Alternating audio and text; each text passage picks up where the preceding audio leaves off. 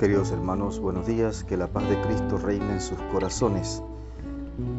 Hoy la iglesia celebra al beato Juan Duns Scoto. Se da por seguro que nació en Duns, Escocia, entre el año 1266 y 1274. Monje franciscano notable y representante de la escolástica medieval. Según Duns Scoto, Dios es la libertad absoluta. En la disputa medieval sobre los universales se atenía al nominalismo.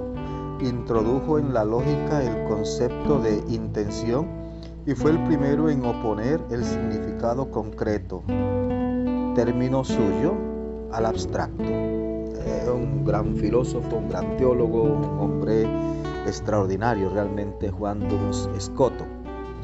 Nosotros vamos a continuar con el Evangelio de Lucas y vamos a pedirle al Espíritu Santo que nos llene con su gracia, que nos ilumine, que nos abra el entendimiento, que esta palabra no solo la comprendamos, sino que la vivamos a plenitud. Amén. Lucas 17 del 1 al 6.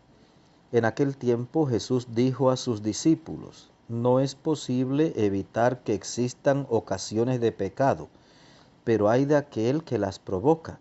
Más le valdría ser arrojado al mar con una piedra de molino sujeta al cuello que ser ocasión de pecado para la gente sencilla. Tengan pues cuidado. Si tu hermano te ofende, trata de corregirlo, y si se arrepiente, perdónalo. Y si te ofende 7 veces al día, y 7 veces viene a ti para decirte que se arrepiente, perdónalo. Los apóstoles dijeron entonces al Señor: aumentanos la fe. El Señor les contestó: si tuvieran fe, aunque fuera tan pequeña como una semilla de mostaza, podrían decirle a ese árbol frondoso: arráncate de raíz y plántate en el mar, y les obedecería. Palabra del Señor. Gloria a ti, Señor Jesús. Queridos hermanos, estos textos son muy serios. La palabra de Dios siempre es seria, pero textos como el de hoy hay que prestarle mucha atención. Fíjese lo que dice Jesús: no es posible evitar que existan ocasiones de pecado, pero hay de aquel que las provoca. Hay otra, digamos la versión, esta es la de Lucas, pero otra dice: no es posible evitar que haya escándalos, pero hay de aquel que provoca los escándalos.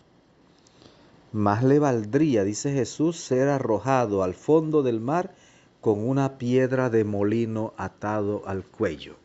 Y eso es una de las cosas que más he señalado en los últimos tiempos. Ciertamente que una persona viva en el pecado es una cosa, pero que luche y se esfuerce por arrastrar a otros al pecado, por enseñar a otros a pecar, eso es demasiado grave.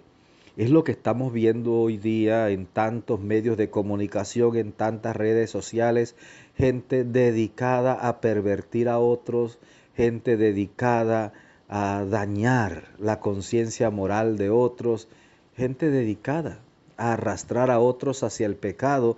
Después dicen: no, yo no tuve la culpa, fue él el que cayó. Sí, pero hay conciencias débiles también.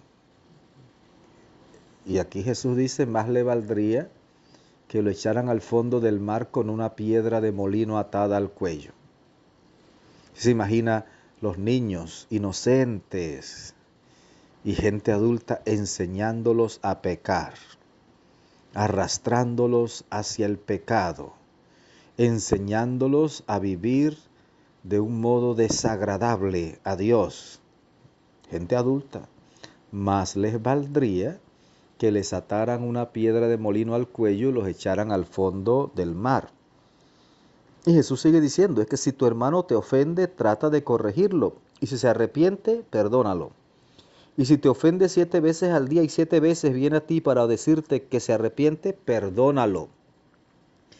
Seguramente en este momento los discípulos se dieron cuenta que seguir a Jesús, seguir su enseñanza, no era tan fácil. Y no les quedó otra que decirle: Señor, aumentanos la fe. Aumentanos la fe. así como estamos no podemos.